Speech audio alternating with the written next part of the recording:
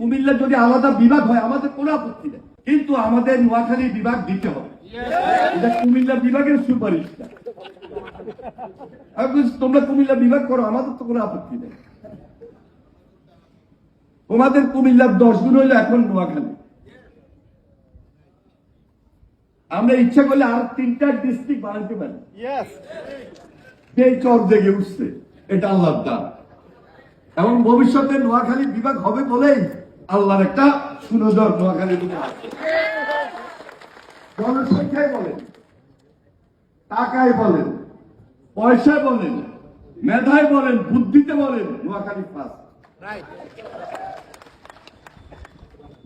আমাদের বিএনপির যেমন স্লোগান, সবার আগে বাংলাদেশ, সবার জন্য বাংলাদেশ। আর নোয়াখালী বিভাগে আমি লক্ষ্মীপুর থেকে সবার আগে এটা বলতে পারি, সবার আগে নোয়াখালী। এবং আমি আজকে আবার রিপিট করি যে কুমিল্লা যদি আলাদা বিভাগ হয় আমাদের কোনো আপত্তি নেই, কিন্তু আমাদের নোয়াখালী বিভাগ দিতে হবে।